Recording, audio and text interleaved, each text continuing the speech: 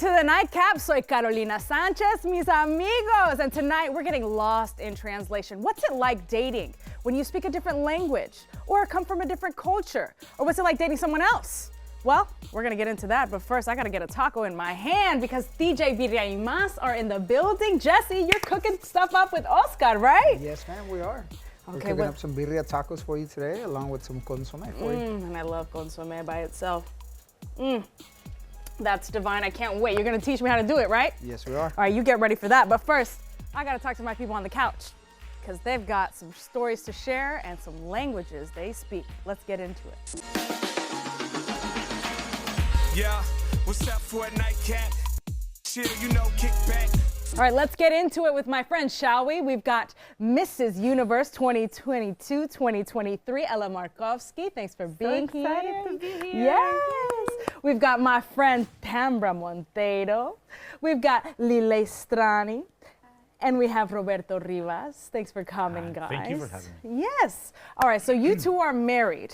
Yes. And in different cultures, what's the relationship status for y'all? Yes. So my husband is from a tiny country called Cabo Verde. It's like right outside of Africa. So when I first met him, I had never heard of this place ever in my life. But they speak, their national language is Portuguese, but they speak more of a Creole Portuguese among one another, you know. He would always be on the phone with his dad or his family members or friends, and they speak in this language, and I'm like, what are you talking about? I felt like I was in the nail shop. Are you talking about me or not? You know, so I started myself. He didn't teach me. Don't let him tell you he did. But I taught myself Portuguese, and I don't speak his language that they speak among each other that well, but I understand it. So you can't get nothing over on me. Okay. That's a good position to be in. I feel like you have to learn. You right? have to. Ella, what about you? My husband was born here. He speaks English. I didn't really have language barriers with him, but I've had some barriers before the people I dated before him. And you're from the Ukraine, right? I'm from Ukraine. Yes. So, I mean, what were the barriers before your current husband? Okay, I guess the first shocking thing to me was somebody told me, "Have a nice day."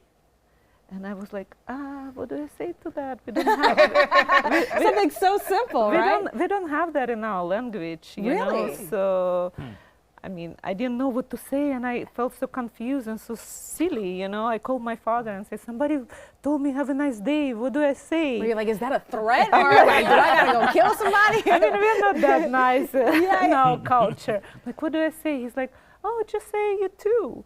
I'm like, okay, I like that. Oh, so wow. That was probably the most shocking thing. Wow. I mean, take it so simply, right, for us. So, Roberto and Liles, you aren't married, but you've been dating. You know the game. As native Spanish speakers, Yeah. What's it like tackling, I guess, American culture? I just got here like 6 months ago, and I do speak English because I learned in my country, you know, at school, but it's not the same when I try to say things, and especially in a romantic way. It's like the meaning gets lost in the translation. way. Yeah. And so it comes off dry. It's no longer romantic or sensual. In Spanish, you can say something like, ay, qué rico. And it's like, Deliciosa, deliciosa. yeah, that's what but you it's like that's the what you feeling say. of rico. How do you say that? Oh, it's good. No, you can't say those I would feel things. like if you say it in English, oh, so delicious, they would be like Yes. And I say like, oh my God, it's so delicious. And you know, when you eat something, it's like, I'm so passionate about food. I Yeah. think all Mexicans are like that. yeah, so I we're, don't I mean, we're passionate about everything. know. So you're saying like, ay, qué rico. And they're like, huh? It's like imagine that somebody says, I want to hug you, and you're like, ay, qué rico, and then they would be like, Oh, yeah, delicious. it's kind of creepy. yeah, like, Yeah, it's creepy. yeah. Yeah. Yes. I don't know. I feel like it gets lost in translation, which that's what we're talking about. So what's been the biggest struggle for you? Well, for me, I grew up in Mexico 25 years. I went to an American school. I had the fortune to be sent to an American school where I thought I had learned, I was Americanized in some way, which when I got here was not. No. No. It was a little bit different. I mean, I spoke English already. But I feel like the biggest challenge came with the culture perception or the perception of the American majority of how somebody is supposed to act and look like in Mexico. Oh, interesting. Yes. So You're not fitting a stereotype that Americans the- have put on you. I don't fit the stereotype of the Mexican that American people envision. Either of the chauvinistic culture, that's one of them, and the way I look, which that's the one that has given me the biggest complex. Tamara's over here laughing because before we started rolling, she was Yeah. like, "You're a little light-skinned for Mexican," right? This is Where- true. Where's your tan, man?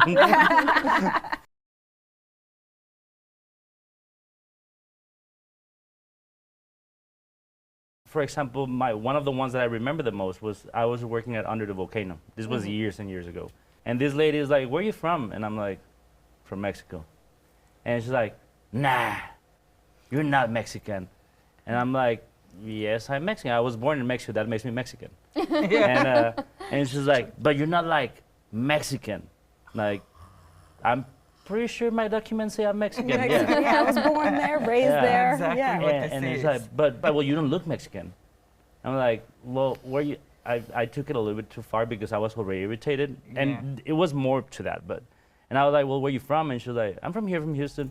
I'm like, well, you don't look American to me. Oh Lord. I like your pettiness.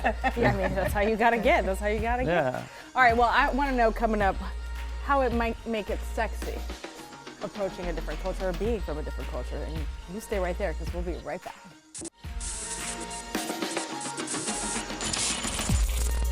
Welcome back to the Nightcap. We've been talking about things getting lost in translation when you're from a different culture or speak a different language. I've got my friend Ella, we've got Tambra, we've got Lilace, and we've got Roberto. Roberto, before we left, you were talking about a terrible experience with a woman at a bar. But I want to talk about how it could be perceived as sexy as being from a different culture, Oh speaking yeah, a that's a different whole language. other. Yeah. That's Yeah. a whole other story. Yeah, and it's easy. It's easy.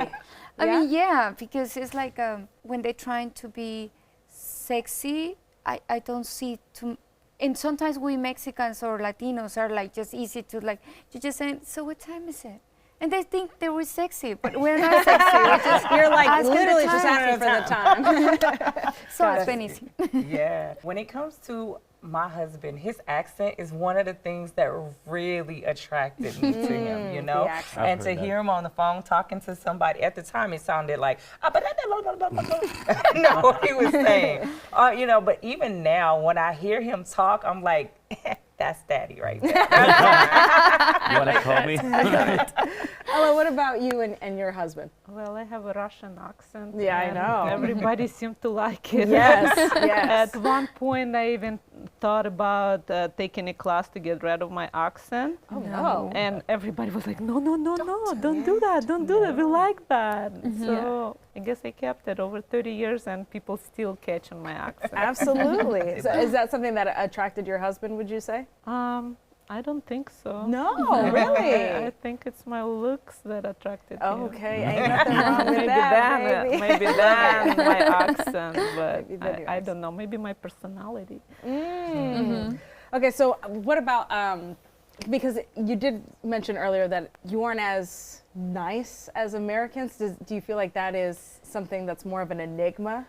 Oh, be- my culture, we are very straightforward. We don't fake things. We say how it is, and you have to be a very strong man to handle it. I guess. I like that. If you are sensitive, you will not be able to handle me. Ain't no sensitivity Right. up in here. Because I'll tell you how it is. Right. Yes. With no And aspect. some like it No and some filters. don't. No filters. No filters. Oh, yeah, that. Yeah. So as far as your husband, Tambra, was he attracted to the American in you? You know, Oh, or was it? I think that he never admitted it, but I think that he really liked it, especially my personality. I I guess I'm a typical American. I'm extra. You know. Is that how you would describe an American? So I guess I'm we're like, you beautiful, think you're but extra? not Oh, she's not extra enough? No, I'm just saying because we Latin people, we're known to be like, you know, super extra. All right. Okay. But you know what was interesting when I went to his country? Normally when I travel, I don't really go where the locals go all the time, but I was like all up in there because I was meeting his family and all of that. So it felt so weird, but kind of cute that they were so impressed with my American accent. Because normally it's us like listening to her accent or theirs and we're like, that's so cute. So it was so different to be on the flip side of that. And they're like, where are you from? I'm like, Texas. Oh my God, your accent is so beautiful. And I'm like, what accent? This country girl. Yeah, we have an accent to everyone else, just like they have an accent to us. It's so weird, right? It is. Yes. All right, well, I'm going to have to ask you guys some naughty things. Ooh, Because I want like to know what that. it's like, you know, getting down and dirty, maybe Oh, God. kissing, or the approach on that if it's different, right? Coming from a different culture, maybe not even speaking the same language at all. You stay right there. We're going to get into it coming up next.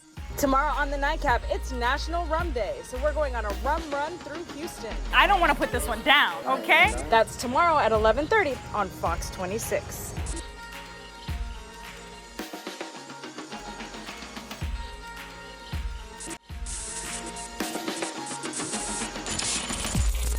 Welcome back to the Nightcap. We've been talking about things getting lost in translation when you're dating or when you're seeking romance. So I had to send my girl Jen out on the streets to ask people what they think about language barriers when they're trying to get somebody. Check it out. Buenas noches, Carolina. Soy Jennifer y estoy en la calle. Trying to find out and asking these people, is the language barrier a blocker? I don't know if it would turn me off, but it would definitely be very frustrating for me. Because what we say, communication is big in a relationship, right? No, not at all. You like she could touch that sexiness in the bedroom? I actually think that's kind of sexy. You know, yes, I think that's kind yes. of sexy. I can help her with her English. We can have some, language classes. It's actually kind of sexy. She can have a little accent. You know, she can't Brings really a little difference in the bedroom. Yeah, because I don't know what you're saying. You could be planning to shoot me off in my face and I don't even know. No, So, like if they spoke a different language, would that be weird? Anything. I know you see these ears. Hey, I know you see these hey, ears. check it out. She can hear it. I can She hear can it. definitely hear it. Ah, that part. As long as you communicate it and we just feel it, like that's what it is. Look, so like if because at the end of the day, you don't have to talk in the bedroom, really. No, you really, you really don't. It's all about the movement and process. Well, all you need is love, right? We've got my friends Ella, Tambra, Liles, and Roberto. So how do you feel about language being a barrier when you're trying to get romantic or intimate with someone? I don't think it's a barrier. I don't think it's a barrier at all. Come here. Tell me what you got to say. Man, I just love it. Like I said, my husband is from Cape Verde, which is in Africa, and he lives up to every part of that standard, okay? And I don't know what that means. What's that mean, Tamra? culturally, they are very manly and take control, and I want to make sure you know I'm going to protect you, but I'm going to also flip you up, turn you around, and drop you when I need you to do. Okay. We don't have any of those barriers in the bedroom. Does he bring the Portuguese into the bedroom? You know, I would love for him to do that more often, but I think for him, it's kind of What's your husband's name? Ronnie, honey in his language. Honey, bring the Portuguese into Yes. the bedroom, okay? Tonight. Agreed. Okay. Ella, what about you? Do you speak Ukrainian? Speak too? body language. Oh, you speak body language. Okay. That's all I need to speak.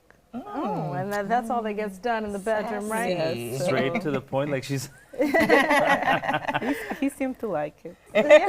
No complaints. No complaints. Liles and Roberto, do you guys find yourself speaking Spanish to a lover? I do. Yes? I actually do. You know, like some deep things. Like if I need help, I don't think I will yell help. Ayuda. Trust me, that's not what I scream, but it has to be in Yeah, Spanish. if you're saying ayuda or help in the bedroom, no. the neighbors But, are coming. I mean, yes. Okay, so is the safe word in Safe Ukrainian or is it in Oh, in English. in English? Maybe with some Russian accent, but Ah! Do you speak Russian? I speak Russian. I also speak Ukrainian, but my native language is Russian. Is Russian. Okay, so does Russian come into the bedroom at all? Only if they ask. Ask and you shall receive. Ask and you shall. Give me a little something. What would you tell your husband? Oh, don't get blush on me. Come on, Ella. Come on, baby. Люблю тебя, хочу тебя. Oh, I love it. I love it. Roberto, are you speaking to the ladies in Spanish? So What is this? Why are we playing with our knees here? What's happening? I don't know. It's just not. I think I just go with the English thing, and then I don't know. I don't use that much Spanish myself. Oh, really? Yeah. I mean, I don't think I've ever been asked to either. Like to switch to So Spanish. is she calling you papi in the bedroom? Papacito. Actually, Papito, no. come here. I don't think I've gotten the request to be like, talk to me in Spanish. You should just do it. Just do it one day, and you're gonna blow her mind. I'm telling you, especially if she's American. We love that. Okay, we love hearing somebody speak in the accent, especially in the bedroom. I do get the accent thing, and it's like, which the problem with it is that it's kind of like my other experience, whatever. But What's your other experience? the other experience is with the negative stuff, whatever. And sometimes I just try to blend in, which You're I trying to don't. assimilate and get rid of it, huh? That's Yeah, not cool. I'm trying to do the same thing that. Yeah, my friend that's here. what I do. And I mean, I don't care anymore. But at some point, I just feel related to you at some point. So culturally, do you feel assimilated to American culture? Or do you feel a little bit more reserved maybe, or? I think it's just a little bit of the trying to adequate myself to the culture. For example, I'm gonna give you an example. When I first got here, and I'm pretty sure you've had this happen to you, in Mexico and in Latin America in general, we're very warm people and very affectionate and stuff. So I got here and a lot of people introducing me to people, hey, how are you doing? And then they just like kiss them, and then it's like, Yes. and it's awkward, and so you have to adequate a little bit your. You can be on a date or in a situation, and you're just trying to be like make the person know that you're comfortable, and you might do something that is perceived as very extremely forward here. Yeah, same here. I'm a hugger. I hug everybody. And when I was dating my husband, he was shocked. Everywhere I went, I was hugging everybody, and he did not like that. Yeah, I don't know why You I had to like get that here. used to it. I still. Yeah. You have a strong personality, but you know how to hug somebody, right? Well, cheers to y'all. Coming up next, I'm gonna get a hug up on these birria tacos from DJ Birria y Más. So you stay right there. We'll be right back. Welcome back to the Nightcap. You know what time it is? It's time for Midnight Munchies! And I'm behind the bar now with my guy Jesse and Oscar from DJ Birria y Más. Y oh my God, esto se ve deliciosísimo. What do you got for me? So today we have our famous tacos de birria, and we also have some birria ramen for you to try. Since you love the consomme, I love it's the a consomme. must try, and yeah. Okay, so for people who don't know what birria tacos are, what are they? So birria tacos, you know, black and white, I like to describe it as the Mexican version of pot roast. Oh, That's the the pot simple roast. way you Yes. do your meat. You have your au jus, which in this case we have the consomme, and that's how I describe it. And you probably just need to put it on the menu as pot roast tacos. Kind of, yeah. For these English bakers who don't but know. everyone likes to roll their R, so you have to go with the birria. Birria, and like birria, There you birria go, there you tacos, go, you hell got it. yeah. Yeah. Okay, and the Ramen. The ramen became popular about a year and a half ago. You know, two different versions. So birria being from Guadalajara, Jalisco, and then ramen obviously from, you know, an Asian infuse. We put those together, and it has become a phenomenal sensation. Everyone loves it. All right, so what all do I put in here? You can doctor it up with a little bit of onion, cilantro. Cilantro. I mean, I doctor it up with everything, folks. I like everything in my stuff. Oscar, what is your favorite thing on the menu at DJ Birria y Más? Birrerías. Really? Okay, so I'm messing up with the ramen right now? That's the second bestseller, so you can't go wrong with it. Matter of fact, look at that, Carolina. It is right. Oh, you and can we got dunk that taco in that ramen, and you can have fun with it. Go for it. No. This feels dangerous, but we gonna do it, baby. Look at that. Look, oh my God. Oh yes. It's dripping, that cheese pull. And honestly, if you follow me on social media, you done seen these tacos before, okay? These are so good. Okay, so where can people find you? We have 2 locations. We're located in the Heights area, and then we're originally in the Stafford area. That's Okay, so Midnight Munchies, they can come to you from what hours? We're open from 11 a.m. to 9 p.m. during the week, and then on weekends we're open till 10 p.m. Okay, all right, so you can't come right after the show, but listen, make your appointment for tomorrow, baby. Lunchtime, all the way to dinner time. That's right. This is amazing. Thank you. All right. Nothing got lost in translation. This is delicious, right? No language barrier needed. No language barrier here. Tacos brings everyone together. Everyone together. That's right. All right. Well, cheers to y'all. We'll see you guys next time, and you better have a taco in hand. All right.